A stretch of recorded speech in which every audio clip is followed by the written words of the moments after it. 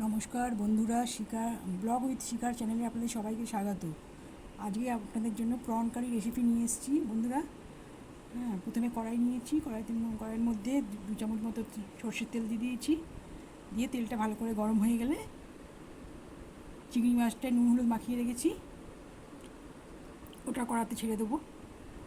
ছেড়ে দিয়ে ভালো করে ভেজে নিতে হবে, নাড়াচাড়া করে।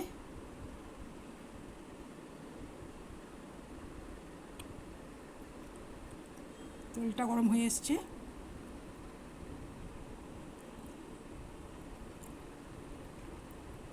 চিংড়ি মাছগুলো দিয়ে দেবো।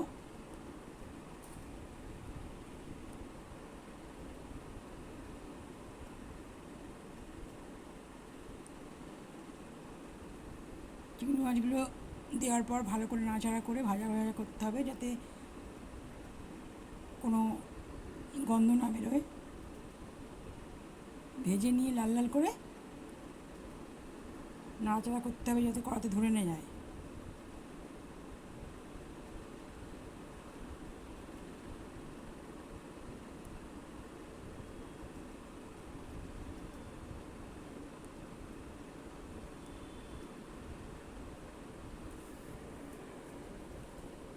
মাঝে মাঝে নাড়িয়ে দিতে হবে, যাতে মাছগুলো ভাজা ভাজা হয়ে এসছে। এবার মাছগুলোকে তুলে নিতে হবে। মাছগুলো ভালো করে লাল লাল করে ভাজা হয়ে গেছে, এগুলোকে তুলে নিয়ে ওই একই তেলের মধ্যে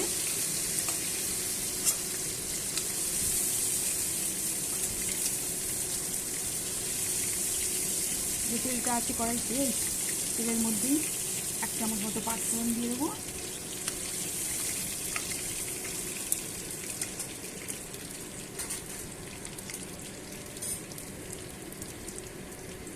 কেন পাঁচফোড়ন দিলে গন্ধটা খুব ভালো আসে। পাঁচফোড়ন দিয়ে ভালো নাড়াচাড়া করে নেবো তেলটা।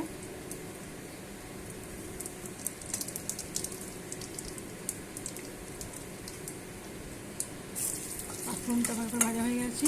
এবার যে দুটো বড়ো বড়ো পেঁয়াজ কুটে রেখেছি আগে থেকে, সেই পেঁয়াজ দুটো দিয়ে দেবো।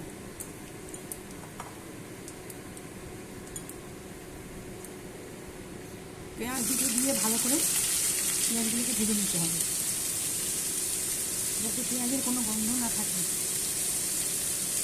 হালকা লাল লাল করে পেঁয়াজগুলো ভেজে নিতে হবে। মাঝে মাঝে নাড়া দিতে হবে, যাতে লেগে না যায় কড়ার নিতে। ভালো করে নাড়িয়ে থাকলে পেঁয়াজগুলো ভেজে নিতে হবে।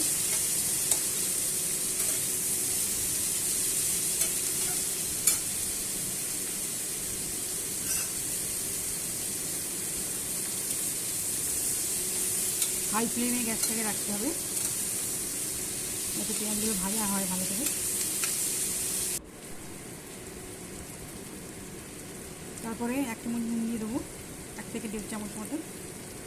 টেস্ট অনুযায়ী বন্ধুরা দেবেন, কতটা লাগবে আপনাদের।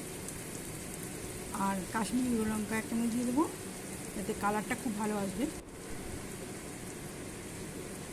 আর ওই বেটে রাখা আদা রসুন কাঁচা লঙ্কা যেটা বেটে রেখেছিলাম, সেই মশলাটা দিয়ে দেবো। দিয়ে ভালো করে পেঁয়াজটাকে কষাতে হবে, যাতে কোনো গন্ধ না থাকে আদা রসুন পেঁয়াজের।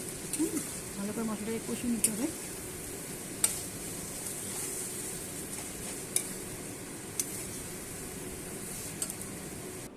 মশলাটা কষানো হয়ে গেলে একটু জল দিয়ে চিংড়ি মাছগুলো দিয়ে 10 মিনিটের মতো ঢাকা দিয়ে হাই ফ্লেমে ফোটাতে হবে, মানে রান্না করতে হবে আর কি।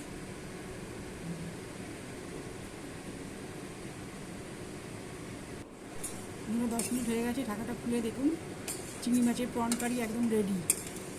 এই কারি পেলে আর ভাতের সঙ্গে অন্য কোনো তরকারি লাগবে না, এই দিয়েই ভাত সব উঠে যাবে। বন্ধুরা কমেন্ট করে